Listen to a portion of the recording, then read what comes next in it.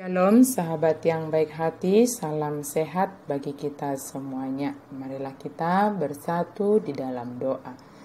Allah Bapa di dalam Yesus Kristus, terima kasih untuk kebaikan-Mu ya Tuhan. Kau menyertai kami, Engkau membimbing kami dalam hidup kami. Biarlah firman Tuhan senantiasa memenuhi hati dan pikiran kami. Amin.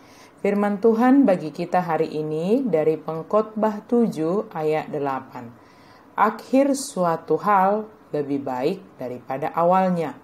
Panjang sabar lebih baik daripada tinggi hati. Tagonado hasunan nihata sian parbikasanna. Tagonado halak nalabas marroha sian halak nagijang marroha. Panjang sabar lebih baik daripada tinggi hati.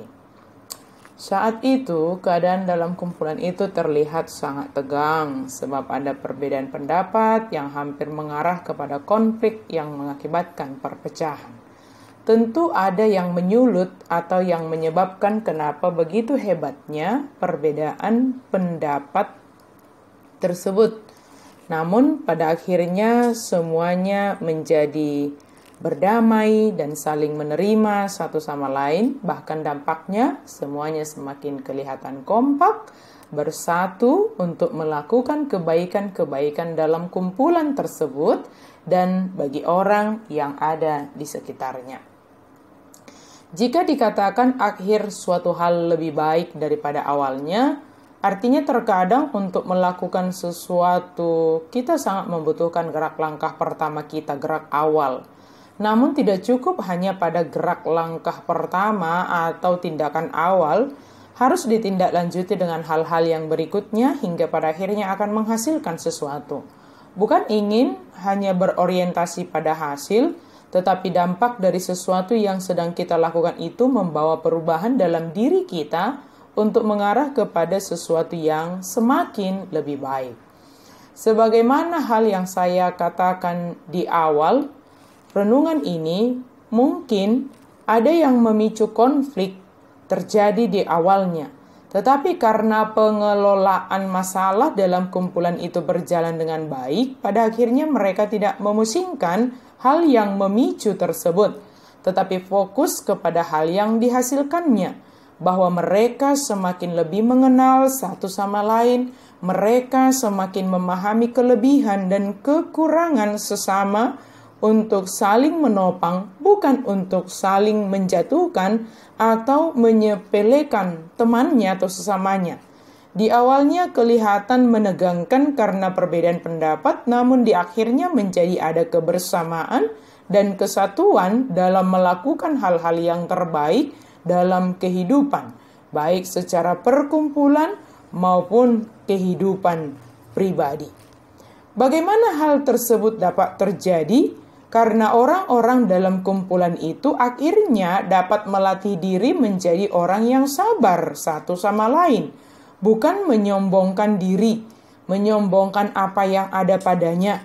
Sebab jika ada bibit kesombongan, tinggi hati tumbuh dalam diri seseorang di dalam satu kumpulan, maka itu akan dengan mudah menular kepada orang lain yang ada dalam kumpulan tersebut, yang berdampak akan sulitnya kebersamaan, kesatuan, dan saling menopang satu sama lain. Panjang sabar adalah lebih baik dari orang yang tinggi hati atau yang sombong. Hidup kita ini adalah sekolah kesabaran dalam segala hal. Tidak akan pernah selesai selama kita masih diizinkan menikmati kehidupan, sabar dalam melakukan tindakan kebenaran, dan tentunya orang yang sabar sudah pastilah dia adalah orang yang rendah hati. Sebab kesabaran dihasilkan oleh kerendahan hati. Jika saya mengangkat konteks kehidupan dalam persekutuan atau kumpulan, sama halnya kehidupan dalam keluarga yang bahagia adalah karena anggotanya sabar satu sama lain dan saling mendukung dan saling menopang satu sama lain. Terkadang bisa saja terjadi perdebatan, bahkan pertengkaran. Tetapi jika masing-masing mempertahankan kebenarannya, maka tidak akan tercipta kedamaian dan kesejahteraan di dalamnya. Tetapi jika ada kesabaran, saling memaafkan dengan kerendahan hati, saling menerima, maka hal yang mengakibatkan pertengkaran akan kita pakai untuk kita lebih saling mengenal, lebih sabar lagi, saling menopang satu sama lain. Sahabat yang baik hati, milikilah karakter panjang sabar dan kerendahan hati. Sebab itu akan membawa damai dan sejahtera dalam hidup kita maupun sesama kita. Mengerti dan memahami satu sama lain. Amin, mari kita berdoa. Terima kasih Tuhan untuk firman-Mu, kami bersyukur untuk hari ini Engkau memberikan firman bagi kami, dan kami bersyukur untuk kemerdekaan yang Engkau izinkan kami rayakan hari ini, yang ke-76 tahun.